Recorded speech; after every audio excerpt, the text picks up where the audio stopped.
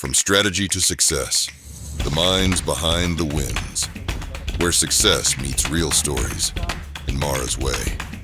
Strengthen your vision every week. Traders who broke through their limits, turned losses into lessons. One story can change everything. You could be next. Join now. Hit the bell. Funding Pips. Built by traders for traders. Hello, everyone, and welcome back to another FundingPips success story. I'm Marah, and today we're joined by Carlton, a 21-year-old trader from the UK, who's been balancing a full-time job while generating over $1,800 in rewards with FundingPips. Today, we'll get into his journey, his mindset, and what it really takes to stay consistent in trading. Make sure you watch till the end because we'll be sharing how you can win one of the 1K instant accounts. Carlton, welcome. It's great to have you with us. Yeah, it's nice to have you with me as well. All right. So let's start from the beginning. Can you share a bit about yourself and how you got into trading? Yeah, so I'm Carlton. I'm 21. So basically, how I got into trading was a day while I was having a lesson at university, and then I bumped into a friend who wasn't a friend as of then, speaking with a lot of people, and then I was intrigued, and I went in to see what he was talking about, and he was talking about trading. And basically, I didn't believe him, and I asked him to show me his wallet to see if he was actually making money. And then he showed me, and then I saw a lot of money, and I was, you have to teach me. And basically, what I did was I tried to be as close to him as possible. I followed him everywhere, tried to be a close friend. And then, I went through courses with him, and I went through FundingPips as well, read through that, learned about other blogs, watched some YouTube videos, and started paper trading. So I did that for some time before he actually got me my first funded account. Yeah. And then I hopped in with FundingPips. I started with a 10K account. And then obviously I lost the account, but it helped me in my journey to learning. Yeah. And getting used to the emotions of that. Yeah. Actually, a lot of traders actually start exactly in a similar way. And speaking of the beginning, what pulled you towards it in the beginning? What pulled you the most to trading? Freedom. Freedom. Can you elaborate more on that? I don't want to be like, with work, you have to be there. Like, you can't miss a day. Like, Yes. someone is basically controlling you. But with trading, you have control of it. Not necessarily the markets, but you have control of what happens with your risk management, the risks, your setups and everything. So if you follow your plan and it plays out, you get your money, and then with the money, you don't necessarily work as hard as a job. Yeah. So I could sit down on a trade and make like 500, and that could be like maybe a week's pay, and then you do that in a day, and then the whole week you could do something else. You could do your hobbies, you could do whatever you want. So that's why I pursue trading, for the freedom of it, to be able to do what I want to do when I want to do it. Yeah, trading actually makes that very possible. Yes. Lovely. Okay, so now moving into the reality of it. You were balancing trading with school and work. So what was the hardest part during that phase? Actually getting money to fund my account, Okay, and how do because you it was achieve that? sometimes I go into my pocket money and I be like, I have this trade, I have to take this trade, and which is not advisable, but I did it. And sometimes I ask my parents and I tell them I need the money for something, and then they give it to me, and then I buy an account, just going through the corners. Then when I started working, I started saving a bit more and trying to do that. But at the beginning, it was really hard when I wasn't working. Over time, once I started working, seeing some consistent profits, then I was able to reinvest back. So it became easier. That's not easy at all. I can tell. And with that kind of pressure that you had on your hands, was there ever a moment where you felt like giving up? And what made you keep going? Yeah, there were a lot of times where I felt like giving up. Times when you blow your account, times when you're on a losing streak, makes you feel down, but it's part of the journey. What did I do when those happen? Sometimes I take a break. Mm-hmm. Sometimes I just like to be off the charts for as long as possible to get my mental right. Because if your mental isn't right, then of course you're just going to be in the same place you are as you left. So I take some time to do what I like to do, try to recoup and regroup myself, and then I get back in. And then if I see that I'm still in the same place as I left, I take a while out again, then come back so I can be more efficient. Yeah. Most traders do experience that. Um, which brings me to the mental side of trading. How do you manage your emotions when you're in trades or after losses? I play music sometimes. Okay. Like when I go into losses, yeah, sometimes I play I listen to some Drake or I hear some motivational music that makes me feel like this is not the end. It's just a Wow. phase. I try to sleep as well, and sometimes I just go out to eat. I eat a lot of food and Right. I'm like, "Hey, it's not the end, just calm down." Oh, that's And then very nice. You step away from it. You enjoy the little things that away from trading, and then you get back on it. That's very yeah, resilient. All right. So I want to talk about your trading itself. How would you describe your overall approach to trading in general? do you mean in terms of strategy or in terms of Yes, in terms of your strategy, what kind of strategies do you use when trading? Oh, basically, I use other blocks with liquidity concepts as well. Mm-hmm. So basically, what I do is, let's say I was going for a buy setup here. Okay. My other block will be the last selling candle, but then I'll have to have three buying engulf. The first candle has to engulf the selling candle, and then I need to have three of those, 1, 2, 3, with my last selling candle, and then the last selling candle will be my other block. Okay. So then I'll first need it to break the high. So I know that okay, this is a change of character. That okay, this is now we're going for a buy, and then obviously the charts go kind of zigzag with lower lows or higher lows, and then I mark out the higher low, and that will be my liquidity. So I wait for price to kind of break the high, changing the character, leaves me with a higher low, and then I wait for price to take out the higher low. That will be my liquidity, and then tap into my other buy. So with that, I like to mark out depending on what my target is. If I'm going for a swing trade, I'll look for my other blocks between the 4 hours, 1 hour. Sometimes you can see in the one day that Mm. be a very long trade. So I'll do that in the 4 hours of 1 hour if I'm looking to swing for a very long period of time, maybe 3 days, 4 days. If I'm looking for like an intraday trade, Yeah. I look towards the 30 minutes and 15 minutes. And then, depending on what I feel like risking or the risk to reward I'm pursuing, I could sometimes drop into the 5 minutes for a more precise entry if the opportunity shows. So then, when it taps in, I put my TP, my take profit at a high, or if it's in a challenge phase, let's say I'm looking for 3%, I mark it at 3% level. That's it. Yeah, that's actually a very clear approach. Depending on whatever you're getting into, you decide how you're gonna go about it. That's really Yeah. good. So building on that, let's dig deeper into your risk management. How do you approach it, and what importance does it hold in your trading? With risk management, it holds a lot because for me, I don't really have a high win rate, so I tend to risk less because I take Okay. more trades. So Mm-hmm.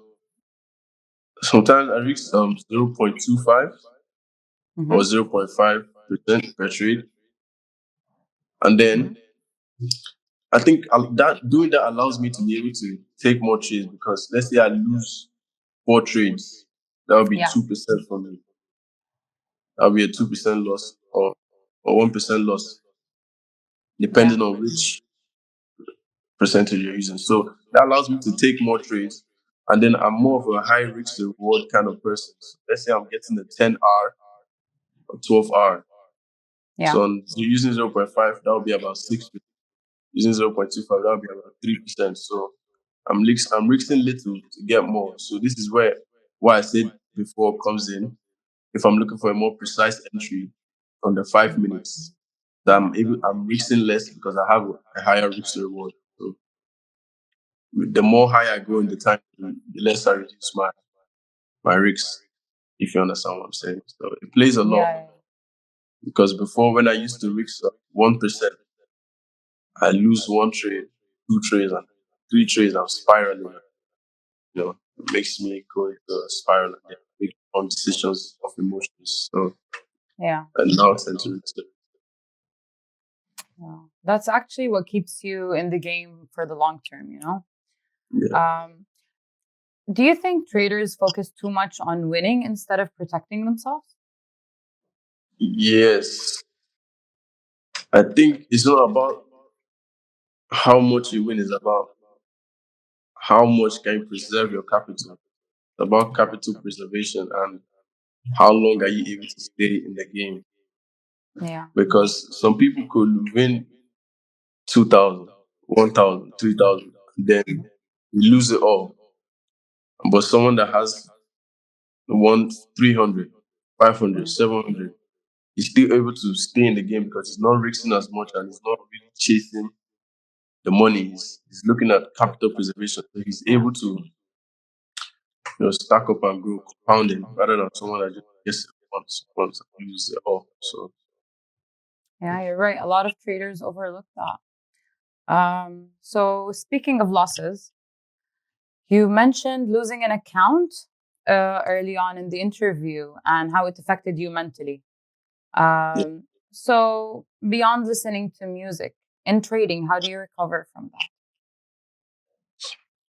So when I'm down, what I tend to do is I go into the 5 minute time frame and I try to look for the most accurate but highest risk reward I could get. So sometimes I could see like a 1:6, but I wouldn't take that because I'm too down and I wait for something like a 1:15 or 16. And then I sometimes, depending on what percentage I have, I could be feeling like I'm going to risk the 1% or 0.5. So sometimes, because this happened to me before I actually got this payout, I was up 18% on my account. Now I was up 21% on my account. Mhm. And for some reason, I was chasing a bigger goal. And I actually lost it to the point I was now down 5%. So I Yeah. was like, how did I go from up 21% to 5%? Because I'm chasing 30%. And then what I did was, I think I had a trade. And it's not advisable, but I reached 2.5% on it or 2% on it. And I was able to get back up about 18%. Yes, I was able to get up 18%. So I normally just wait for a good trade. And then depending if I feel like things are going too bad, I could reach to 1%, but not chasing a high risk reward, maybe at 1:4 or 1:6. But it all depends on emotions. But I just tend to take a crazy trade. But I I watch my risk, take a crazy trade. High risk reward. It's one strategy that works for you, and that's amazing, I guess, especially when you want to get out of a losing streak. Yeah. I do believe so. So let's shift away from the losses and move to the wins.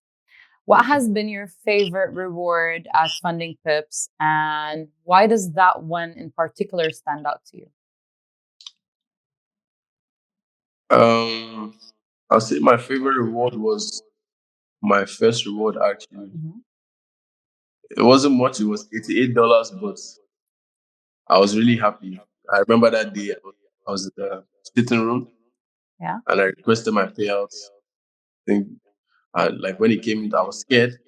I was looking at the Discord. I was looking everywhere. Would they pay out? And then I seen my payout. I was so happy. Like I used it. I was happy that I was able to get back the money I invested and a little bit more. And I used it to get some food. And then ever since then, I've been making my withdrawals. And it's so happy seeing what you invested come back and you're able to use the money to do something else. And I felt really good. Yeah, you always remember that one Oh, reward. Your first one is very special. It hits different. definitely. And beyond that moment, how have your rewards impacted your life or the people around you? Now I'm able to do more things because my brother is in university now. So Mm-hmm. with my rewards, sometimes I help give him an allowance. If there are people around me that need something, I give because I have some family members in Nigeria and I'm here in the United Kingdom. So sometimes I just tend to give them, I send them a couple dollars or 50, 70, 100, like just as pocket money. So it's something I can afford to do now. Obviously, I have the rewards. So it helps me a lot with my family members, my friends as well.